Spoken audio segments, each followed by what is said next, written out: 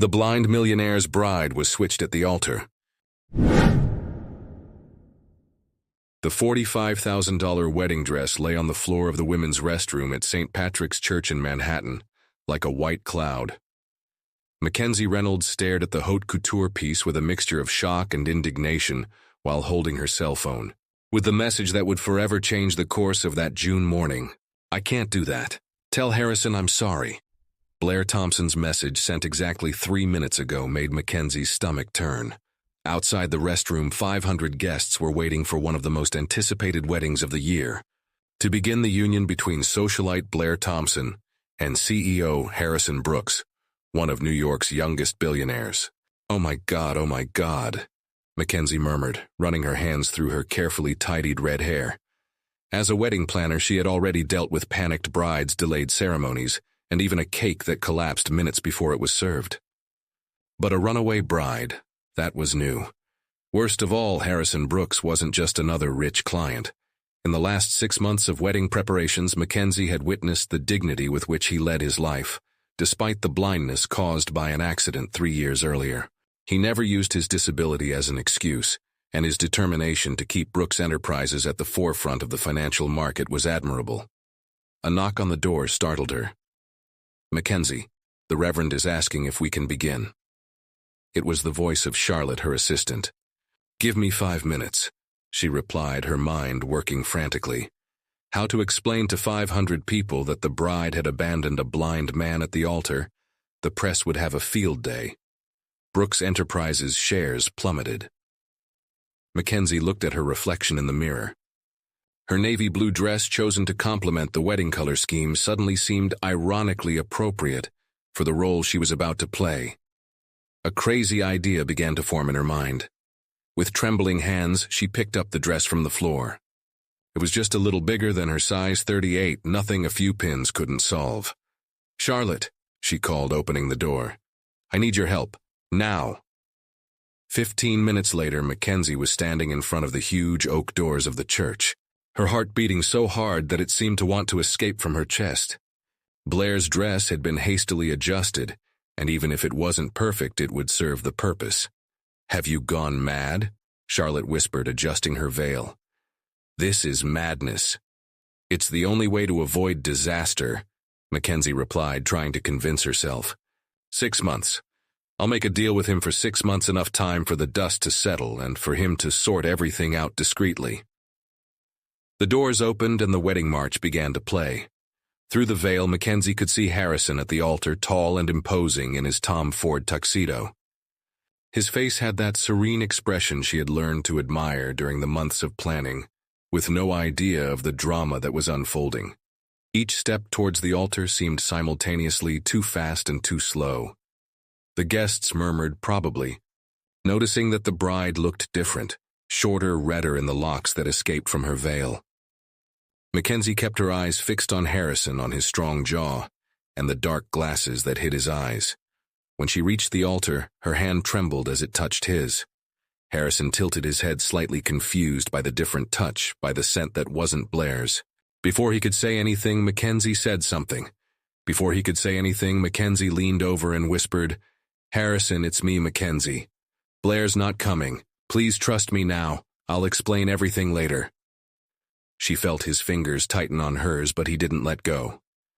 For a moment that seemed like an eternity. Harrison was silent. Then almost imperceptibly he nodded. The Reverend began the ceremony, his voice echoing through the historic church.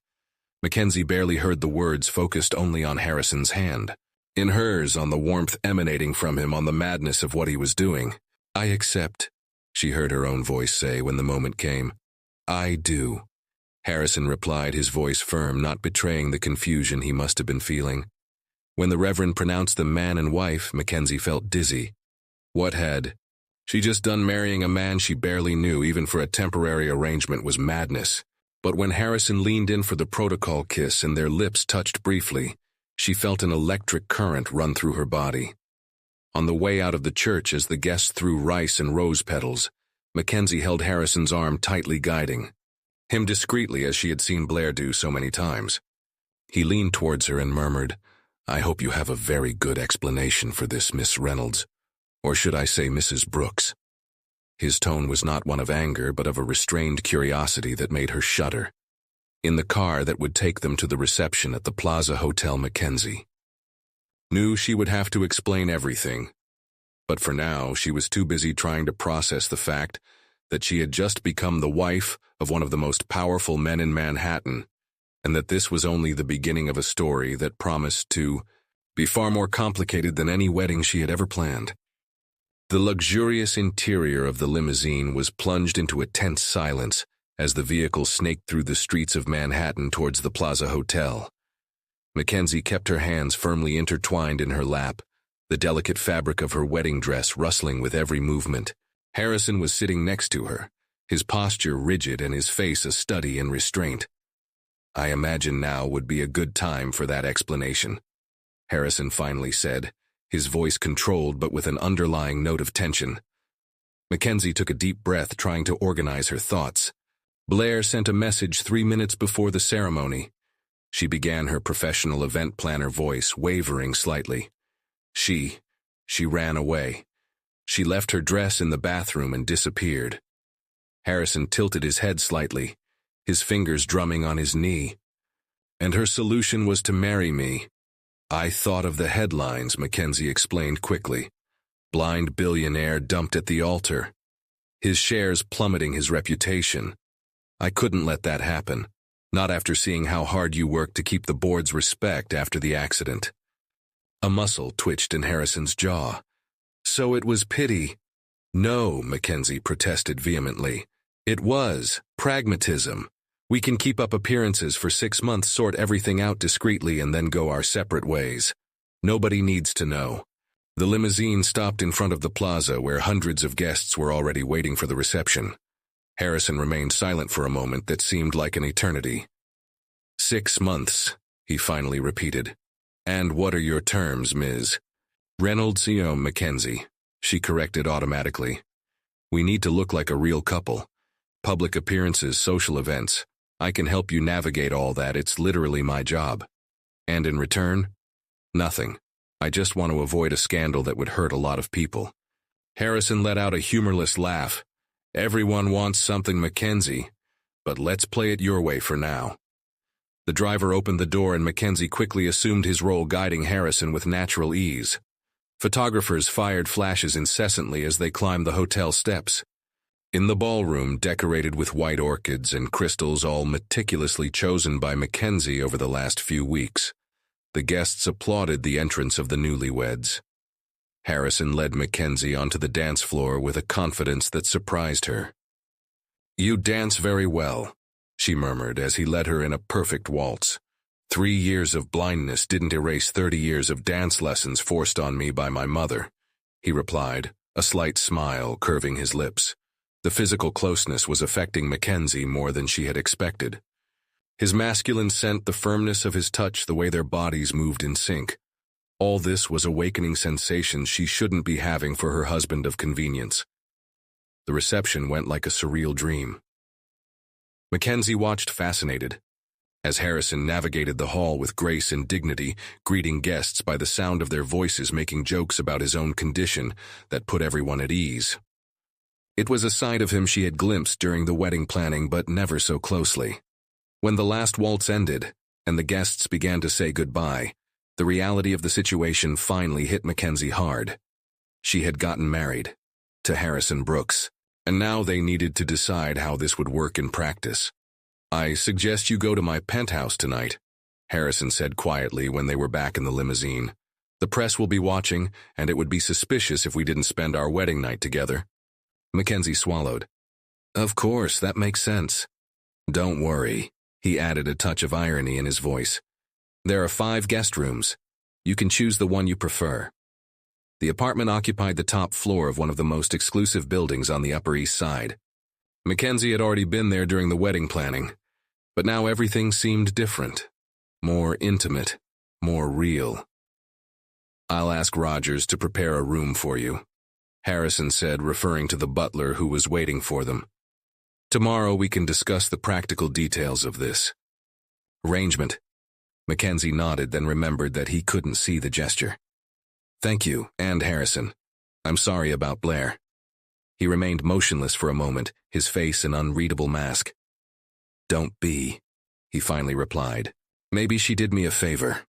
With these enigmatic words, he walked away, leaving Mackenzie alone with her swirling thoughts and the growing feeling that she had gotten herself into something much more complicated than she had imagined. The wedding. Ring on his finger, the same one that should have been on Blair's, seemed to weigh a ton. In her luxurious guest room lying on Egyptian cotton sheets, Mackenzie stared at the ceiling and wondered how her life had changed so drastically in just one day. And even more disturbingly, why her heart raced every time she thought of the man who was now her husband. The first morning as Mrs. Brooks dawned with the soft sound of cutlery against china and the aroma of freshly brewed coffee. Mackenzie found Harrison already impeccably dressed in a dark gray suit sitting at the dining room table, with his adapted tablet, streaming the day's news through a discreet earpiece. "Good morning," he said, turning his face towards her as he heard her footsteps. "I hope you slept well on your first day as the wife of a billionaire." There was a touch of irony in his voice that made Mackenzie stir uncomfortably in her chair. "Actually, I spent a good part of the evening planning our next steps," she replied, accepting the cup of coffee Rogers was pouring. "We need to establish our history." "Always the efficient planner," Harrison commented, a slight smile curving his lips. "All right, let's hear your plan. People will question how quickly I replaced Blair. I suggest we say that we got close during the wedding planning, but we kept everything secret out of professionalism. When she quit, it was natural for me to take her place." Harrison tilted his head, considering. "And how do we explain the fact that no one, including me, knew about this supposed romance? We'll say that you were confused about your feelings, torn between your commitment to Blair and the attraction you felt for me. It's romantic and makes you look honorable for trying to keep your word." "You're surprisingly good at constructing convincing lies," Harrison observed, his voice neutral. "It's not lies," Mackenzie defended herself, feeling her cheeks burn. "It's narrative management, something I'm sure you know well from the corporate world." A sound that could have been a laugh escaped Harrison. "Touché. What about our daily coexistence? We need to live together, obviously. I can work remotely most of the time, and when I need to go to the office." "You'll keep your job," Harrison interrupted her, surprised. "Of course, why wouldn't I? I'm one of the best planners in Manhattan." "Because my wife doesn't have to work," he replied simply. Mackenzie felt a surge of irritation. "I'm not your real wife, Harrison, and even if I were, I'd still keep my career." The silence that followed was tense, broken only by the sound of the city outside. Finally, Harrison nodded. "Fair enough, but we'll need to coordinate our schedules. I have important events in the coming weeks where your presence will be expected." "I've already checked your schedule with your assistant," Mackenzie replied, picking up her own tablet. "The Brooks Foundation benefit dinner next week will be our first official appearance as a couple." "Efficient as always," Harrison muttered, getting up. "Rogers, my jacket, please. I have a board meeting in an hour." Mackenzie watched as he navigated the apartment with ease, his movements fluid and sure. It was easy to forget her. Blindness until something reminded her, like the way his fingers slid discreetly along the wall, or the way he counted his steps mentally. "Can I walk with you?" she asked impulsively. It would be nice to start being seen together in everyday situations. Harrison paused, considering. "All right, but don't expect me to play the loving husband in front of the board." In the private elevator down to the garage, Mackenzie felt the tension between them grow. It was strange how someone could seem so close and so distant at the same time. "Why did you accept?" she asked suddenly. "At the altar, when I whispered who I was. I could have exposed myself right there." Harrison was silent for so long that she didn't think he would answer. "Because you were right," he finally said. "About the headlines, about the actions, about everything. And because—" He hesitated. "There was something in your voice that made me trust you." Mackenzie's heart inexplicably raced. Before she could reply, the elevator doors opened and Harrison resumed his professional posture. In the car driven by a discreet chauffeur, Mackenzie watched Harrison's profile, studying the strong lines of his face, the way his sunglasses hid more than just his eyes. They hid a vulnerability she was beginning to glimpse. "There's something I need to tell you," she said softly. "Blair called this morning." Harrison went completely still. E. She wants to see you, to explain in person why she ran away. Tell her I'm a married man now, he replied, his voice cutting. And that delayed explanations are like expired medicine, useless and potentially harmful.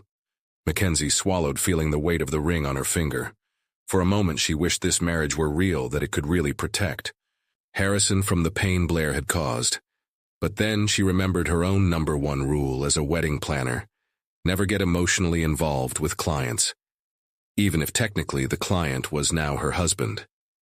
The headquarters of Brooks Enterprises occupied an imposing skyscraper in Manhattan, its mirrored windows reflecting the morning sky. Mackenzie followed Harrison through the marble lobby, aware of the curious stares that followed them. Word of the unexpected wedding had already spread, and she could feel the buzz of whispers as they passed. Mr. Brooks, the receptionist, greeted with a professional smile, although her eyes scanned Mackenzie with ill-concealed curiosity. The boardroom is ready. Harrison nodded, his hand discreetly finding Mackenzie's elbow. This is my wife, Mackenzie Brooks. She will have unrestricted access to the building as of today. The use of his new surname caused a wave of contradictory sensations in Mackenzie. It was strange how 2 words could carry so much weight. In the executive elevator, Harrison turned to her. The board won't be kind. They've been questioning my leadership since the accident.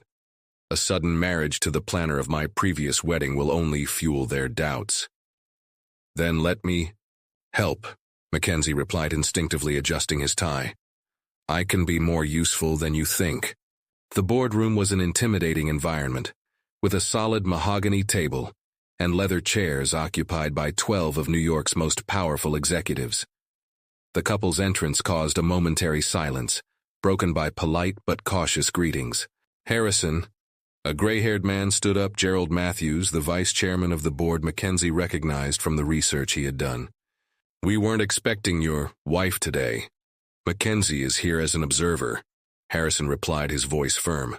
Considering our recent marriage, I thought it appropriate that she should have a better understanding of the family business. Mackenzie noticed the skeptical expressions around the table. These people had seen Harrison as vulnerable due to her blindness, and now they probably saw her as an opportunist who took advantage of the situation. The meeting began, and Mackenzie watched fascinated as Harrison led the discussion. His visual impairment seemed irrelevant, as he quoted figures from memory, rebutted arguments, and proposed strategies. But she also noticed the small attempts by some counselors to undermine him, the proposals subtly questioning his authority. During a particularly heated discussion about a possible takeover, Mackenzie noticed something the others seemed to ignore: the pattern in Matthew's arguments. She scribbled a note and slid it over to Harrison, who ran his fingers over the special paper that allowed him to feel the writing. A small smile appeared at the corner of his lips. Gerald, he interrupted softly. You mentioned the concern about market timing 3 times. But if we look at last quarter's reports, we'll see that your division consistently delayed the analyses I requested. Perhaps we should discuss this first. The silence that followed was eloquent. Matthews fidgeted uncomfortably in his chair while other advisors exchanged surprised glances. Mackenzie kept a neutral expression, but inside she was smiling. Harrison had just shown that he wasn't as vulnerable as people thought. After the meeting in the private elevator, Harrison turned to her. That note was insightful. How did you spot the pattern? I'm a wedding planner, Harrison. My job is to read people and anticipate problems before they happen. He murmured thoughtfully. Perhaps this arrangement is more advantageous than I first imagined. Back in his office, Mackenzie watched the spectacular view of Manhattan while Harrison took a few calls. The dynamic between them was changing subtly, evolving from a purely professional arrangement to something more complex. I got an invitation to dinner tonight, Harrison announced, hanging up the phone from my mother. Apparently she's looking forward to getting to know her new daughter-in-law better. Mackenzie felt a chill in her stomach. Your mother, Eleanor Brooks. Her own. Don't worry, she doesn't bite much. His humor took her by surprise. You're having fun with this, aren't you? Let's just say that hearing the baffled advice today was gratifying. And now I'm curious to see how you're going to deal with Eleanor Brooks. I can handle your mother, Mackenzie replied, with more confidence than she felt. But we need to get our story straight. Details about how we got close when we realized there was something more. How about the truth? Harrison suggested, surprising her. That you impressed me with your competence and intelligence during the wedding planning. That there was something about your voice that intrigued me. That when Blair ran away, you were the only one who cared more about the person than the billionaire. Mackenzie felt her heart race. Harrison, it's just part of the story we're building, isn't it? He interrupted, his tone returning to its usual professionalism. To make it more convincing. Of course, she agreed quickly, ignoring the twinge of disappointment. Just part of the story. But as she organized her thoughts for dinner with Eleanor Brooks, Mackenzie couldn't stop thinking about how the most convincing lies always contained an element of truth, and how sometimes the truth could be scarier than any lie. The Brooks mansion on the Upper East Side was exactly as Mackenzie had imagined it, an imposing Georgian building, with white columns and meticulously tended gardens. As the limousine parked in the circular driveway, she nervously adjusted the emerald green dress she had chosen for the occasion. Your heart rate is elevated, Harrison commented casually, his hand finding hers on the seat. Relax, Eleanor. Brooks may look intimidating, but she has a weakness: she loves a good love story. That's why I'm nervous, Mackenzie admitted. Lying to the company board is one thing, but your mother— Don't lie, Harrison interrupted her. Just tell the truth that we choose to believe. The butler who welcomed them led them through an entrance hall decorated with works of art that Mackenzie recognized as priceless. Eleanor Brooks was waiting for them in the living room, an elegant woman in her 60s dressed impeccably in Chanel. Harrison, darling. Eleanor stepped forward, hugging her son with studied familiarity before turning to Mackenzie. And this must be the woman who stole my son so unexpectedly. Mom, Harrison warned softly. Oh, don't get me wrong. Eleanor smiled, but her eyes remained calculating. I'm just curious as to how it all happened so quickly, especially considering that up until 3 days ago you were planning his wedding to another woman.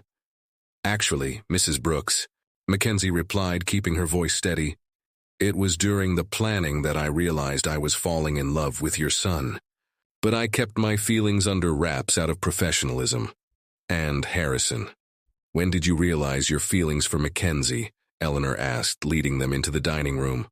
Her voice, Harrison replied, surprising Mackenzie with the honesty in his tone. There was something about her that made me want to hear more, and then I started to notice other things: her intelligence, her efficiency, the way she genuinely cared about the details that would make a difference to me, not just the appearance of the event. Eleanor raised a perfectly drawn eyebrow. And Blair. Blair made her decision, Harrison replied dryly. And it made me realize that sometimes you have to lose something to find what really matters. Dinner was served, an elaborate, multi-course meal that would have impressed Mackenzie if she hadn't been so focused on keeping her composure under Eleanor's scrutiny. So Mackenzie, Eleanor began between mouthfuls of her pear and gorgonzola salad, tell me about your family. I grew up in Connecticut. My parents are university professors. My mother teaches literature at Yale. My father is a professor of art history. Academics? Eleanor murmured. Interesting. And how did you end up planning weddings in Manhattan? I organized my older sister's wedding when I was 22, Mackenzie explained, reminiscing fondly. It was a weather disaster. It rained in torrents. But I managed to rearrange everything in a matter of hours, turning what could have been a catastrophe into something magical. I realized then that I had found my calling. Improvisation under pressure, Harrison commented. A skill you demonstrated again at our wedding.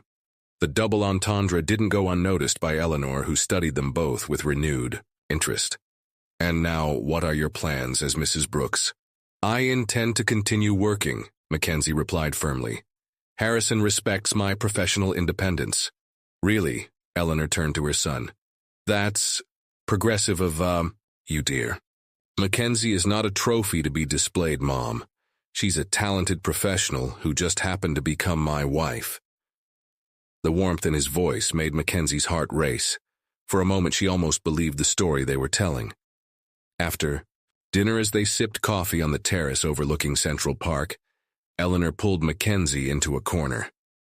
"Do you know why I supported Harrison's engagement to Blair?" she asked abruptly. Mackenzie shook her head. "Because I thought he needed someone who could be his eyes in the social world we frequent. But watching you tonight..."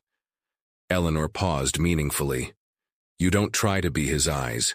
You let him see it his way, only offering support when necessary."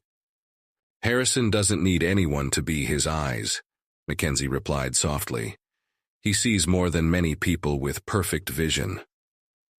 Eleanor studied her for a long moment. "Perhaps I've judged this situation too hastily. Welcome to the family." "Mackenzie," in the limousine returning home, Harrison looked thoughtful. "You impressed my mother. How can you tell? Because she didn't make any acid comments about your dress or your life choices. For Eleanor Brooks, that's practically a declaration of love." Mackenzie laughed, but then turned serious. "Harrison, about what you said. About my voice. It was part of the story," he replied quickly. "Although," he hesitated, "maybe not all the stories we told tonight were completely fabricated." The rest of the journey was spent in silence, but Mackenzie couldn't stop thinking about how the most convincing lies were born from unspoken truths, and how sometimes the heart could see what the eyes couldn't see. The morning after dinner with Eleanor Brooks, Mackenzie was reviewing contracts in her makeshift office in the penthouse when her cell phone vibrated. It was a message from Blair. "We need to talk. It's about Harrison. There are things you need to know." Mackenzie stared at the screen for long seconds, her finger hovering over the option to delete the message. But her professional curiosity and something else she didn't want to examine too closely made her reply, "Café Lucien in an hour." The Café Lucien was a discreet establishment on the Lower East Side, far enough away from the social circles they frequented to avoid unwanted encounters. Blair was already there when Mackenzie arrived, looking simultaneously perfect and undone in her Prada dress and slightly puffy eyes. "You don't waste time, do you?" Blair said as soon as Mackenzie sat down. "I've barely left the church and you're already in my seat." "You didn't leave the church," Mackenzie replied calmly. "You ran away. And you left a man who trusted you at the mercy of public humiliation." "You don't understand," Blair whispered, leaning forward. "Harrison, he changed after the accident. He became obsessed with control, with independence. He refuses to accept help even when he clearly needs it. Maybe because people started treating him as incapable," Mackenzie retorted, remembering how Harrison navigated his adapted world with confidence. "It's not just that," Blair continued. "There are things going on at Brooks Enterprises, irregularities. Gerald Matthews came to me weeks before the wedding. And you chose to believe the vice president who clearly wants Harrison's job," Mackenzie interrupted, her voice sharp. "Matthews has proof. Documents showing questionable decisions made after the accident. He thinks Harrison is no longer fit to lead the company." Mackenzie felt a shiver of worry remembering the board meeting. "Why are you telling me this?" "Because," Blair hesitated, "despite everything I care about Harrison. And because Matthews is planning to present this evidence at the next council meeting. If you really care about Harrison, you need to convince him to resign before everything comes to light." "Or maybe," Mackenzie replied, standing up, "I should investigate why the vice president of the company was conspiring with the CEO's fiancée weeks before the wedding." Back at the penthouse, Mackenzie found Harrison in his office working on his adapted computer. She observed for a moment how his fingers moved with precision over the braille keyboard, how his posture conveyed confidence and competence. "I can feel you watching me," he said, a slight smile on his lips. "Did something happen?" "I met up with Blair," Mackenzie admitted, closing the office door. Harrison remained completely still. Mackenzie told him everything about Matthews, the supposed evidence, the conspiracy. When she finished, Harrison remained silent for so long that she began to worry. "Harrison, I knew Matthews was up to something," he finally said, "but I didn't imagine it involved Blair." "You don't seem surprised." "Because I'm not. The irregularities he mentions are accessibility projects that I implemented after losing my sight. Investments in assistive technology, changes to operating procedures. Matthews sees them as a waste of resources." "But they're necessary investments?" Mackenzie protested. "Not just for you, but for any employee who might need it?" "Exactly." Harrison smiled. "And I have all the documentation proving that these investments have already begun to pay off, both in productivity and in corporate image. Matthews is playing with partial information, hoping that the board will panic before seeing the full picture." Mackenzie approached, taking a seat on the edge of his desk. "How can I help?" Harrison reached out his hand, finding hers with surprising precision. "You're already helping. Your observations at the last council meeting, the way you noticed the pattern in Matthews's arguments. You see things that others overlook." "Ironically," Mackenzie commented, "so do you." "We're a good team, aren't we?" Harrison joked, but there was something in his voice that made Mackenzie's heart race. "Harrison," she began hesitantly, "about our agreement." "No," he interrupted her softly. "Not right now. First we need to deal with Matthews and Blair. Then," he squeezed her hand lightly, "we can discuss other matters." Mackenzie nodded, then remembered that he couldn't see the gesture. "Okay," she replied, her voice huskier than she had intended. That evening, as they worked side by side preparing the strategy for the next board meeting, Mackenzie realized that the masks they both wore of husband and wife, of convenience, of partners in a business deal, were beginning to slip. And what was emerging beneath them was something much scarier and much more real than either of them had planned.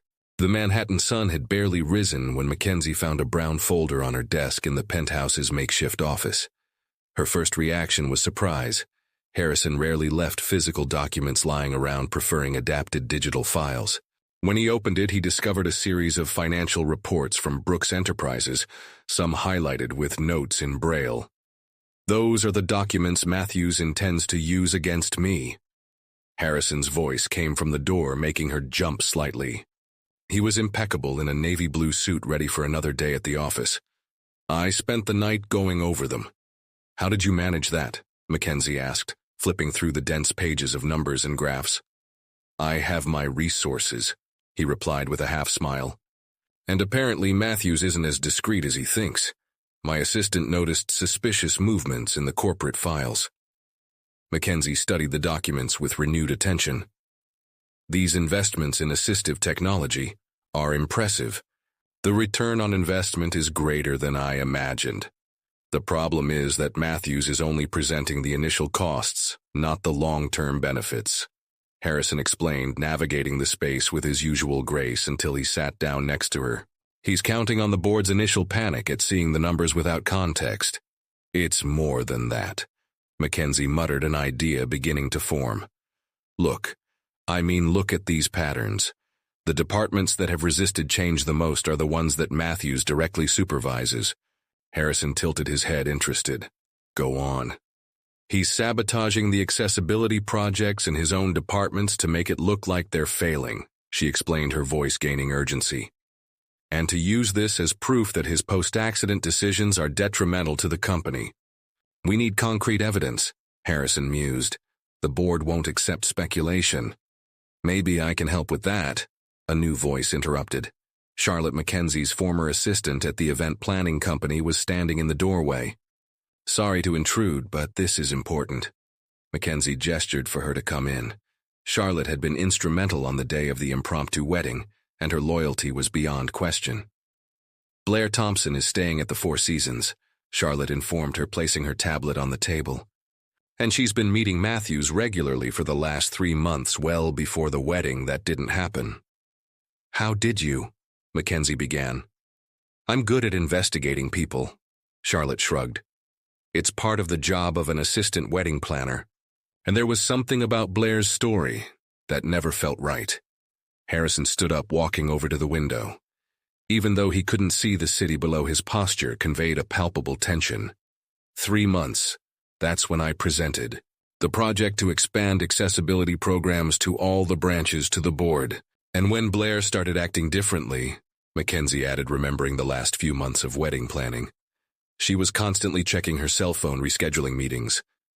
Matthews recruited her, Harrison concluded. He used her to gain access to my personal life while he prepared his professional coup. The anger in his voice made something tighten in Mackenzie's chest. She moved closer, lightly touching his arm. Let's expose them both. It's not that simple, Harrison sighed. Matthews has years of connections on the council, and an accusation like that without irrefutable proof. Then let's get that evidence, Charlotte interrupted. I have an idea, but it will require you to trust me and, well, that you remain a convincing couple. Charlotte's plan was audacious, to use the Brooks Foundation benefit dinner scheduled for that week as the stage for her investigation. Matthews and Blair would be there, and with the help of some of Charlotte's contacts in hotel security, they could gain access to compromising conversations and documents. It's risky, Harrison mused. If something goes wrong. It'll be fine, Mackenzie assured him, surprised at her own conviction. We're a team, remember? He smiled, that rare smile that made something melt inside her. A very unlikely team. After Charlotte left, Mackenzie found Harrison in his private office, his fingers gliding over Braille documents. How are you, really? She asked, softly. Angry. Hurt, he admitted after a moment. Not for Blair's betrayal, I realize now that there was never any real love there, but for being so blind in other respects. Hey. Mackenzie approached, touching his face gently. You see more than most people I know. Harrison captured her hand, holding it against his cheek. Including you. This farce of a marriage, our interactions. Sometimes I wonder how much is real and how much is acting. Mackenzie's heart raced. Harrison, don't answer that now, he muttered. First, let's resolve this situation with Matthews. Then. His fingers traced the outline of her face with surprising precision. We'll have time for other truths. Mackenzie felt her breathing falter, aware of how close they were, how easy it would be to lean over a few centimeters, and the ring of her cell phone broke the moment. It was a message from Charlotte with more details about the plan for the charity dinner. Mackenzie pulled away reluctantly, but the feel of Harrison's fingers on her face remained, as did the growing certainty that some truths could no longer be denied. The Plaza Hotel sparkled like a jewel in the Manhattan night, its golden lights reflecting in the mirrored windows of the surrounding skyscrapers. The ballroom was transformed for the Brooks Foundation benefit dinner with elaborate arrangements of white orchids and crystals ironically similar to the ones Mackenzie had chosen for the wedding that never took place. Ready? Harrison asked, his hand finding hers with precision as they climbed out of the limousine. Mackenzie squeezed his fingers lightly, the dark red dress rustling with the movement. Charlotte confirmed that Matthews and Blair have arrived. They're sitting at separate tables but close to the bar. Keep an eye on them, Harrison muttered. And remember, tonight we're the couple in love who overcame all obstacles to be together. So not too different from reality, Mackenzie replied before she could stop herself, thankful that he couldn't see the blush that tinged her cheeks. Their entrance caused the expected buzz. Mackenzie could feel the appraising glances, hear the speculative whispers. Harrison navigated the environment with natural grace, greeting people by the sound of their voices, making casual jokes about his condition that put everyone at ease. Harrison, Gerald Matthews, approached, his smile not reaching his eyes. And the lovely Mrs. Brooks. I must say that marriage seems to have done you both good. Love has that effect, Mackenzie replied sweetly, noticing how Matthews's eyes narrowed slightly. Speaking of love, Harrison commented, I hear Blair's back in town. Funny how some people have trouble moving on. Matthews swallowed his mask of cordiality, faltering for a moment. If you'll excuse me, I need to check on some details of the charity auction. As soon as he walked away, Charlotte approached discreetly.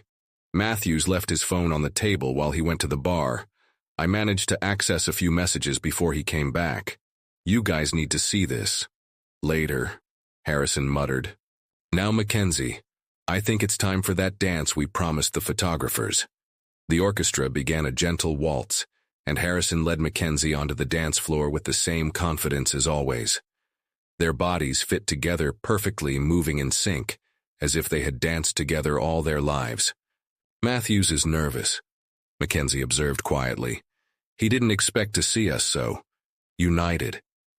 It's more than that, Harrison replied, his lips close to her ear. He expected the wedding to be an obvious farce, something he could use against me at the council. Instead of what? Mackenzie teased when he didn't complete the sentence. Harrison smiled that smile that made her heart race. Instead, I found a partner who sees beyond appearances as much as I do. Across the room, Blair watched the scene with an expression that mixed anger and regret. When the music ended, she made her move, approaching the couple. Harrison, her voice was honey-poured. You look as wonderful as ever. Blair, he replied coldly. I didn't know you were invited to this event. Oh, Gerald insisted I come. After all, I've always been a great supporter of the foundation. Interesting, Mackenzie interjected, considering that you abandoned the foundation's president at the altar. Blair's smile faltered. Some decisions are difficult but necessary. Aren't they, Harrison? Like the one to fire 30 employees from the development department after your accident? You mean the employees who were relocated to the new assistive technology department? Harrison retorted softly. The ones who now lead our corporate accessibility initiative. Blair paled slightly, and Mackenzie realized that Matthews hadn't shared all the details with her. Before she could answer, Charlotte appeared again. Mr. Brooks, there is a situation that requires your attention in the boardroom.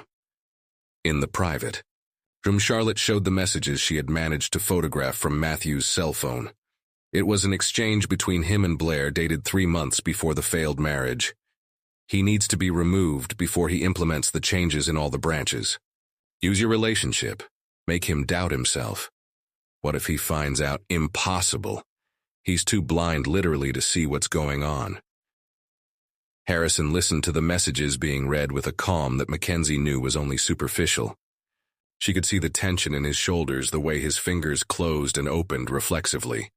It's not enough, he finally said. We need more. Maybe not, Mackenzie replied, an idea forming. What if instead of exposing the evidence, we made Matthews expose himself?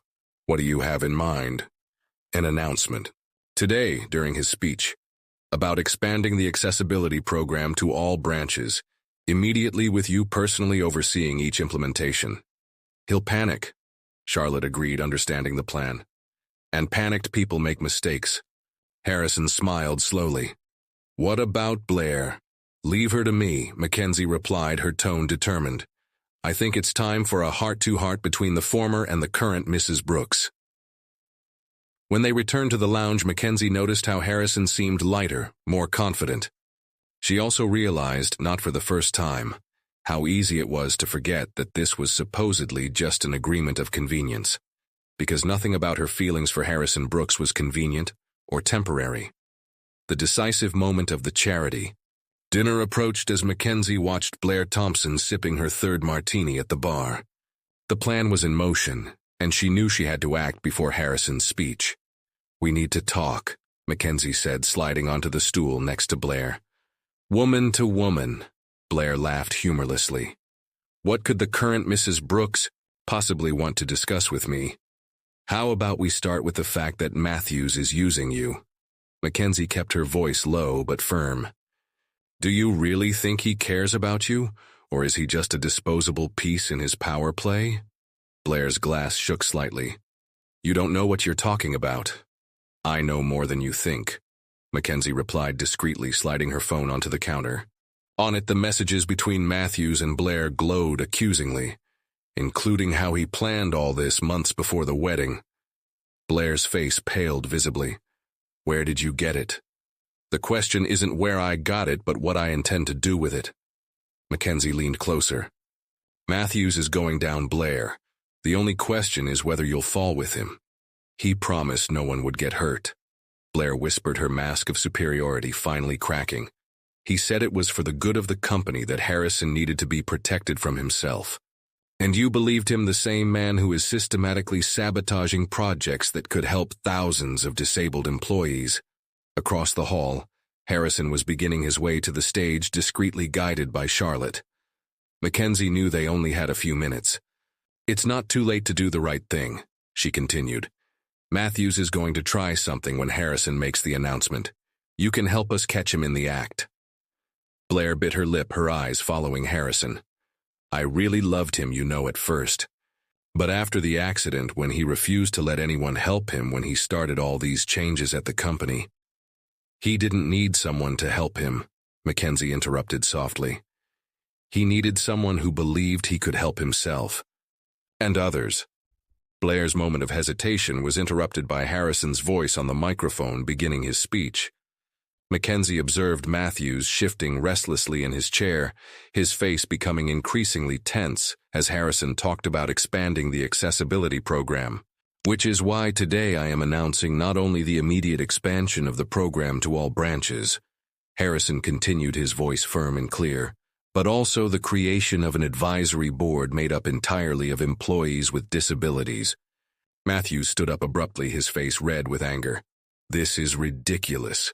The council will never approve such a waste of resources. The hall plunged into shocked silence. Harrison smiled calmly. Actually, Gerald, the council has already approved it. Unanimously? Except for you, of course, since you were too busy conspiring with my ex-fiancée to attend this afternoon's meeting. Murmurs ran through the hall as Matthews looked around, realizing his mistake. You can't prove anything. I can. Blair's voice cut through the air as she stood up. I have all the emails, all the messages. How you plan to use my relationship with Harrison to destabilize him.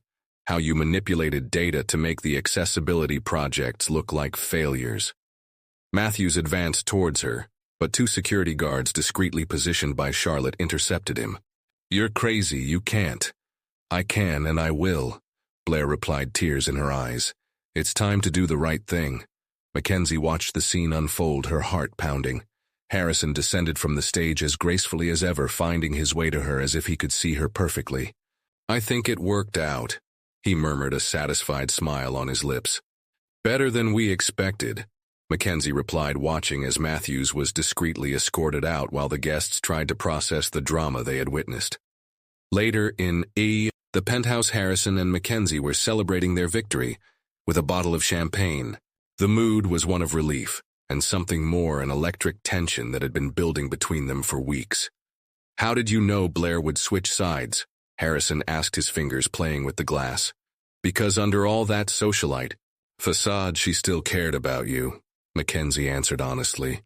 You just had to realize that you were on the wrong side of history. And you, Harrison placed his glass on the table, turning to her. Whose side are you on, Mackenzie?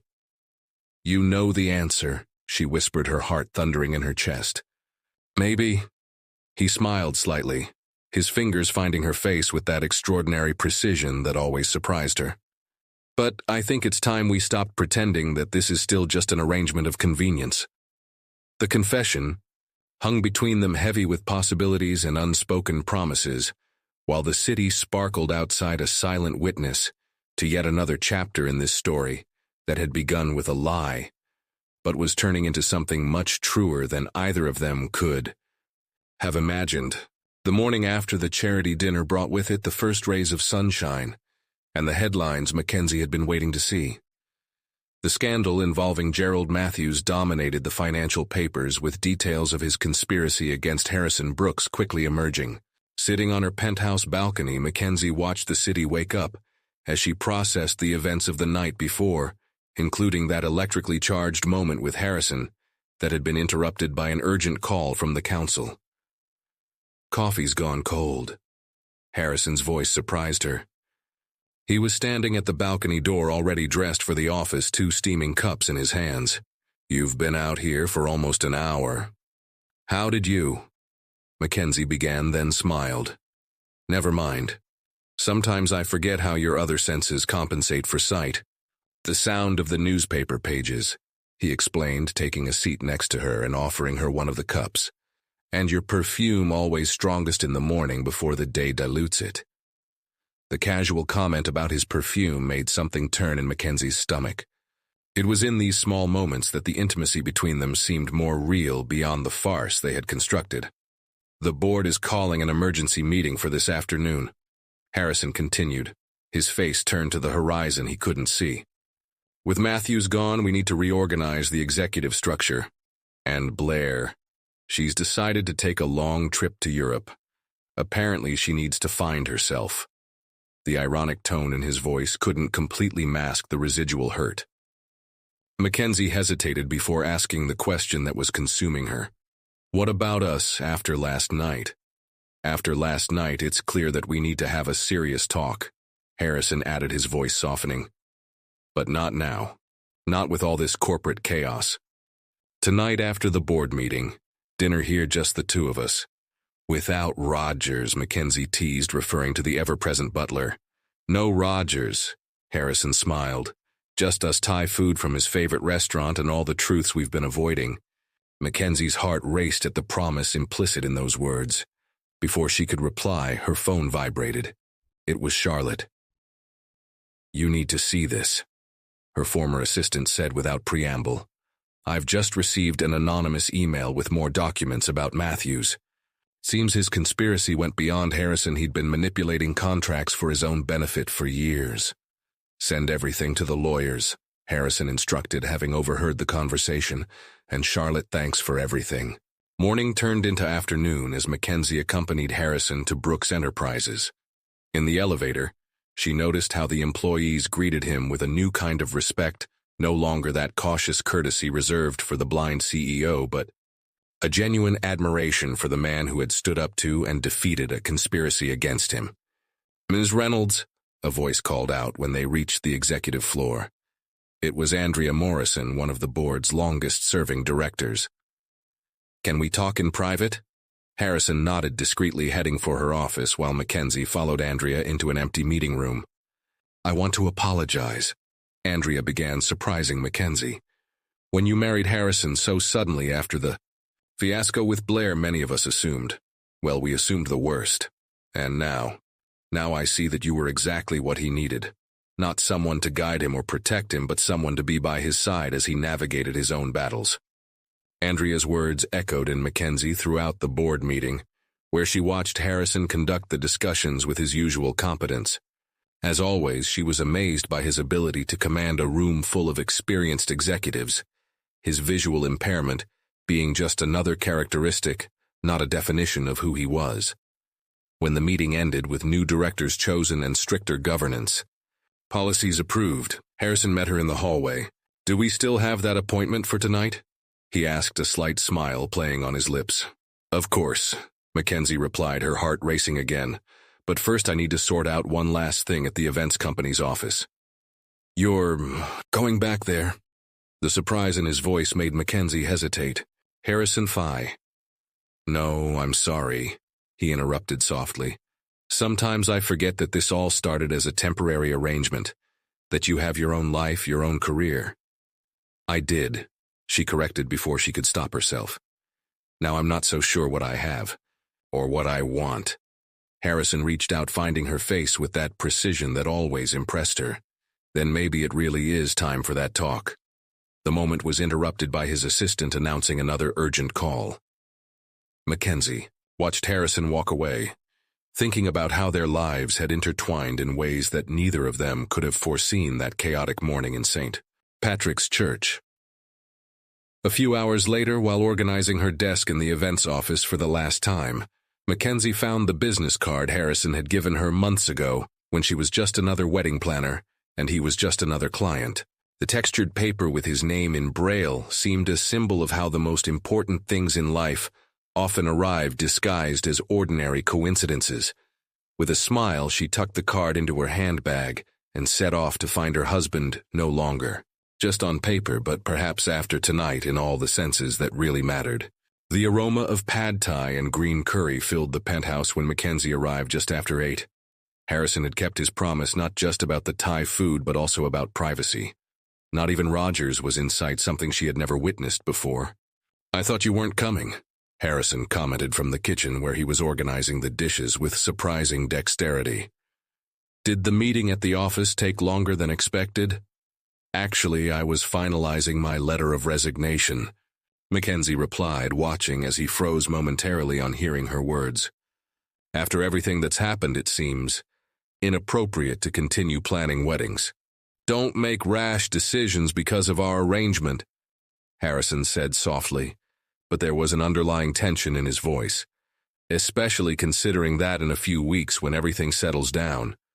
"That's what we need to talk about," Mackenzie interrupted him, gathering her courage. "About when exactly do we stop calling it an arrangement and start admitting that it's become something more?" The silence that followed was heavy with possibilities. Harrison carefully placed the cutlery he was holding on the counter, turning towards her with that extraordinary precision that always fascinated her. "When you say something else," he began cautiously, "do you mean the feelings we've been trying to ignore or the surprisingly efficient partnership we've developed?"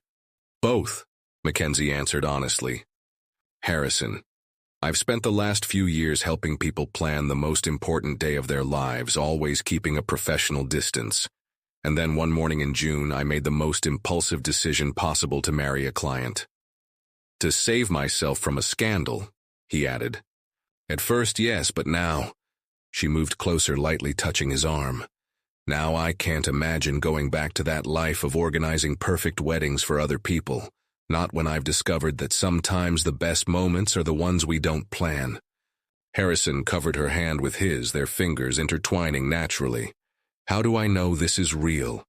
If it's not just gratitude on my part, or fascination on yours for the blind man who overcame adversity?" "Because I see you, Harrison," Mackenzie replied with conviction. "Not as the blind CEO, not as the client who needed saving, but as the man who makes jokes about his own condition to make others comfortable.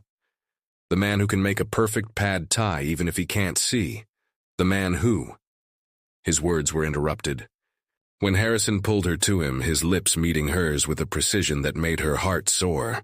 The kiss was different from the one exchanged at the altar. That one had been protocol, a performance for the audience. This one was real, deep, full of all the feelings that had grown between them over the last few months. When they finally broke apart, both panting, Harrison pressed his forehead against hers. "I should have done this weeks ago," he murmured. "Why didn't you?" "Because I was afraid that as soon as Matthews was exposed and everything was sorted out, you'd move on with your life. You'd go back to your perfect weddings and your dreamy brides." Mackenzie laughed softly. "For someone so brilliant in business, you can be surprisingly obtuse in matters of the heart." "Then enlighten me, Mrs. Brooks," he teased, his fingers tracing the outline of her face. "What happens now?"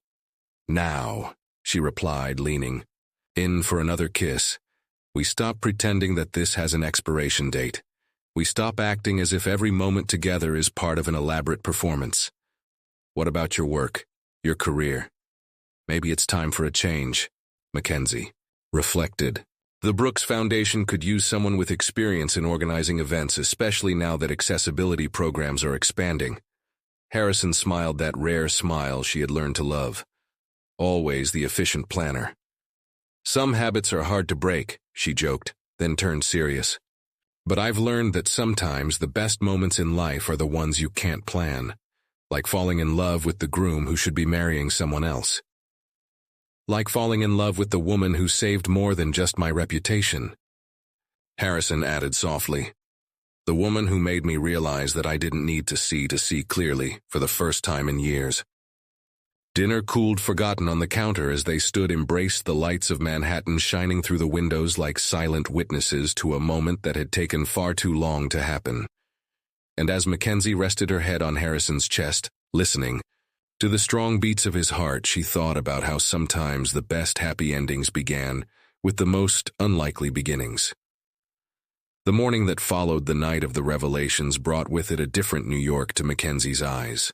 The same streets, the same buildings, the same frenetic pace of the city, but everything seemed more alive, more meaningful. At the penthouse, she found Harrison already in his office, his fingers gliding over braille documents as the morning sun bathed the room. "Good morning," he said, a smile forming on his lips as soon as he noticed her. "I still can't believe you slept in the guest room after everything we talked about yesterday. Some traditions are worth keeping," she replied, moving closer to kiss him softly. "Besides, we have time now. We don't need to rush." "Speaking of time," Harrison paused, his expression becoming more serious. "The board unanimously approved your appointment as director of events for the Brooks Foundation, if you're still interested." Mackenzie sat on the edge of his desk, a habit she had developed over the last few months. "Are you sure it won't look like nepotism? After what happened with Matthews, the board is more concerned with competence than appearances. And you've more than proved your ability to deal with complex situations." Mackenzie's phone vibrated. It was a message from Charlotte. "I need you two at the foundation office. Something big is happening." 20 minutes later, they entered the elegant Brooks Foundation building on Park Avenue. Charlotte was waiting for them with an expression that mixed excitement and apprehension. "We've received a proposal from Mount Sinai Hospital," she explained, leading them into the meeting room. "They want to implement our accessibility program throughout the hospital network. And not only that, they want to do a joint charity event, something really big." "Define big," Harrison asked, sitting down with his usual elegance. 1,000 guests, 3 hospitals, one night to raise funds to create the first fully adapted hospital ward for disabled professionals. Mackenzie felt her heart race at the possibilities. It could change lives. Doctors, nurses, technicians, everyone would have a real chance to practice their profession without barriers. "Exactly," Charlotte smiled. "And they've specifically asked you to lead the project, Mackenzie. Apparently your story with Harrison has inspired a lot of people." Harrison reached across the table, finding Mackenzie's hand with precision. "What do you think, ready for your first big project as director of the foundation?" "Actually," Mackenzie hesitated, an idea forming. "I was thinking of something even bigger. What if we turn this into a series of events? Not just hospitals, but schools, universities, companies. A real movement for inclusion." "The Brooks Initiative," Charlotte suggested, her eyes twinkling.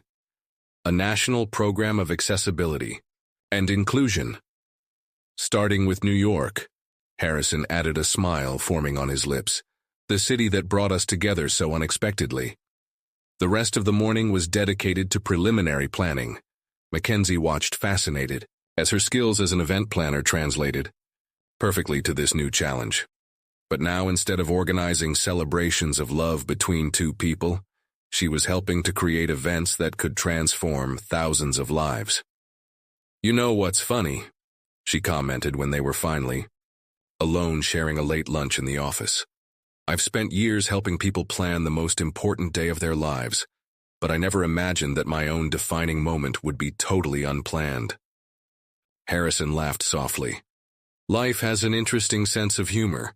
I've lost sight and discovered a clarity I never had before. You gave up planning perfect weddings and found a greater purpose. And we found each other in the process," she added, leaning in to kiss him. "Mr. Brooks," his assistant's voice interrupted the moment through the intercom. "Eleanor Brooks is here to see you." Mackenzie straightened up quickly, adjusting her blazer. Eleanor Brooks entered the room with her usual impeccable elegance, but there was something different about her expression, a warmth Mackenzie had never seen before. "I've just heard about the partnership with Mount Sinai," Eleanor announced without preamble. "And about your promotion, Mackenzie. I've come in person to congratulate you and to extend an invitation." "What kind of invitation?" Harrison asked, a note of caution in his voice. "A family dinner, proper, casual, and to celebrate the fact that for the first time in a long time, my son seems truly happy." The sincerity in Eleanor's voice took them both by surprise. Mackenzie felt her eyes blur with unexpected tears while Harrison was momentarily speechless. "Of course, Eleanor," Mackenzie finally replied. "That would be wonderful." When Eleanor left, Harrison pulled Mackenzie into his arms. "You've done the impossible. You've conquered Eleanor Brooks." "No," she corrected softly. "We accomplished the impossible." We turned a lie into truth, an agreement into love, a crisis into an opportunity. And that's just the beginning, Harrison murmured against her hair. We have a foundation to revolutionize lives, to transform. And a family dinner to survive, Mackenzie added with a laugh. One step at a time. He smiled, kissing her again. After all, some things deserve to be planned carefully. Autumn arrived in Manhattan, bringing an explosion of colors and possibilities. 3 months had passed since the announcement of the Brooks Initiative, and the project had grown beyond the most optimistic expectations. Mackenzie watched from the window of her new office at the Brooks Foundation as the golden leaves danced in the air, thinking about how her life had completely changed in just a few months. "Penny for your thoughts," Harrison said, entering the room with his usual grace. Even after all this time, it still amazed her how naturally he navigated the spaces. "I was wondering how we got here," she replied, rising to greet him with a kiss. "Mount Sinai has just confirmed that the adapted wing will be ready ahead of schedule, and the inauguration event. Everything is planned down to the last detail. Charlotte is personally supervising the installation of the audio description equipment in the auditorium." Harrison smiled, that smile that still made her heart race. "Always efficient, Mrs. Brooks." "I've learned from the best, Mr. Brooks," she teased back, then turned serious. "But there's something I need to tell you. I received a letter this morning from Blair." Harrison sat still for a moment, his fingers drumming lightly on the arm of his chair. "And what does our favorite fugitive have to say?" "She's in Italy working with an NGO that helps visually impaired people. Apparently our little conspiracy has had an unexpected effect on her. Redemption comes in the most surprising forms," Harrison commented, his voice soft. "Just like love." Before Mackenzie could reply, Charlotte burst into the room, her eyes shining with excitement. "You have to see this. CNN wants to do a special on the Brooks Initiative. They've been fascinated by the whole story. The impromptu wedding, the corporate conspiracy, and now this revolutionary accessibility project." "Absolutely not," Harrison replied immediately. "Our personal lives are not material for entertainment." "Wait," Mackenzie interjected, an idea forming. "What if we used this to our advantage, not as a gossip story, but as a platform to promote the cause of accessibility?" Harrison tilted his head, considering. "Go on. We could focus on the real impact of the project. The doctors who will be able to practice their profession without barriers, the patients who will benefit from a more diverse team. And our personal story would just be the hook to draw attention to what really matters," Charlotte added, understanding the vision. "You always manage to turn complicated situations into opportunities." Harrison smiled, reaching out to find Mackenzie's hand. "It's one of your many talents that made me fall in love with you," Charlotte snorted discreetly. "I'll leave you two alone to discuss the details of the interview." When they were alone, Harrison pulled Mackenzie closer. "Speaking of turning situations around," he began, his tone changing to something more serious. "There's something I've been meaning to discuss with you." "Sounds serious." "Hey, I've been thinking. Our marriage began as a practical solution to an immediate problem. Even after we fell in love, it still carries that unconventional origin." Mackenzie's heart raced. "Harrison, let me finish," he asked softly. "I want to do it right this time. A real proposal, a real wedding, not to save my reputation or avoid a scandal, but because I can't imagine my life without you." Tears began to form in Mackenzie's eyes as Harrison knelt down, taking a small box out of his pocket. "How did you?" "Eleanor helped me choose the ring," he smiled. "Apparently she's as invested in our happiness as we are." "But we're already married." Mackenzie laughed through her tears. "Technically, yes, but I want to start again, do everything the right way this time. Mackenzie Reynolds Brooks, will you marry me again, and this time for all the right reasons?" "Yes," she whispered, pulling him into a passionate kiss. 1,000 times yes." The moment was interrupted by the sound of applause. Charlotte, Eleanor, and several Foundation employees had gathered discreetly at the office door to witness the proposal. "It's about time," Eleanor commented, entering the room to hug the couple. And this time, I'm going to plan the wedding myself. No dramatic escapes or last-minute substitutions. No way, Mackenzie laughed. This time we're going to do something small, intimate. Just family and close friends. And an audio description team to make sure I don't miss any details, Harrison joked. As everyone celebrated around them, Mackenzie observed the ring on his finger no longer a symbol of a convenient arrangement, but a promise of a future built on truth's trust, and a love that had been born out of the most unlikely circumstances. You know, Harrison murmured in her ear, for someone who spent her life planning perfect weddings, you ended up with the most unpredictable love story possible. And I wouldn't change a thing, she replied, resting her head on his shoulder. Sometimes the best plans are the ones that life makes for us. The Brooks penthouse was transformed for an intimate celebration that December evening. Soft lights illuminated the space, creating a cozy atmosphere that contrasted with the intense cold of the New York winter. Mackenzie was adjusting the last details of her white dress, much simpler than the first one she had worn, but infinitely more meaningful. "Are you nervous?" Charlotte asked, helping her with the pearl necklace Eleanor had insisted on lending her. "Considering you're technically already married." "It's different this time," Mackenzie replied, watching her reflection. "I'm not getting married to save someone's reputation or avoid a scandal. I'm getting married because you fell in love with the man who was only supposed to be part of a temporary arrangement," Charlotte added with a knowing smile. The sound of soft music began to flow through the apartment, the cue for the small ceremony to begin. Unlike the first wedding with its hundreds of guests at St. Patrick's Church, only 30 people were present. Each of them had witnessed the extraordinary journey that had brought Harrison and Mackenzie to this moment. On the covered and heated terrace, Harrison waited at the makeshift altar, Eleanor by his side. When Mackenzie emerged, an audible collective sigh went through the room. Harrison might not have seen his fiancée, but his smile widened as he heard her approaching footsteps. "She looks stunning," Eleanor whispered to her son, her voice tinged with emotion. "She always is," Harrison replied softly. "I can feel it." The ceremony was conducted by a justice of the peace who had become friends with the couple through his work at the Brooks Foundation. Each word was carefully chosen to reflect not only the love between them, but also the unique journey that had brought them there. Harrison and Mackenzie show us that sometimes love comes in the most unexpected forms. The judge began, that sometimes we need to lose something, whether it's our vision or our certainties, to find what really matters. When it came time for the vows, Harrison was the first to speak, his fingers entwined in Mackenzie's. "The day you whispered your name at the altar, taking someone else's place, I thought you were just accepting help to avoid a scandal. I didn't know I was receiving the greatest gift of my life. You never tried to be my eyes, instead you helped me see the world in a completely new way.